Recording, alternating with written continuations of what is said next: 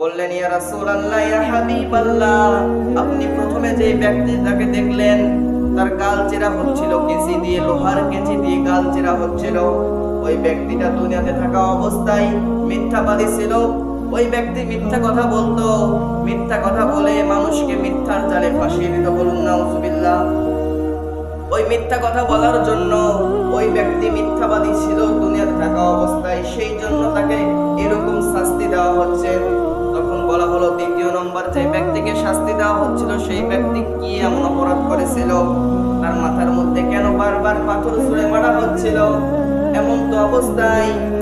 তখন দুই ফেরেশতারা বলতে লাগলো, ইয়া রাসূলুল্লাহ, ইয়া হাবিবাল্লাহ, তাদের মাথার মধ্যে পাথর মারা হচ্ছিল তার কারণ তারা দুনিয়াতে থাকতে বড় আলেম ছিল, বড় জ্ঞানী ব্যক্তি ছিল, যার কারণে তারা জ্ঞানী ছিল, আলেম ছিল, বড় বক্তা, বড় মুফতি, বড় মুহাদ্দিস ছিল, কিন্তু তাদেরকে তারা কোনো সময় মানুষকে উপদেশ দিত না, ভালো কাজের উপদেশ দিত না।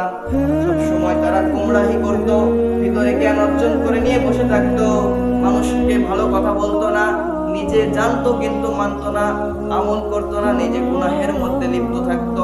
সেই জন্য তাকে মাথার মধ্যে পাথর মারা হচ্ছে। বলুন নাউজুবিল্লাহ।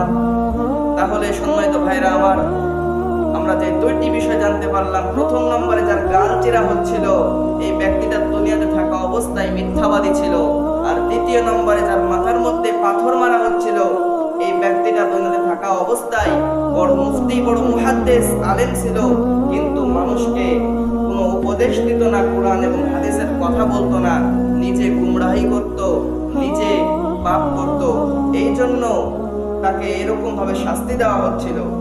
তিন নম্বর যে ব্যক্তিটাকে শাস্তি দেওয়া হচ্ছিল এই ব্যক্তি দুনিয়ার মধ্যে জেনাকার ছিল, সেই জন্য তাকে জাহান্নামের মধ্যে, আগুনের মধ্যে পোড়ানো হচ্ছিল। দুনিয়াতে যারা জেনা করে, যারা জেনাকারী, এদেরকে আল্লাহ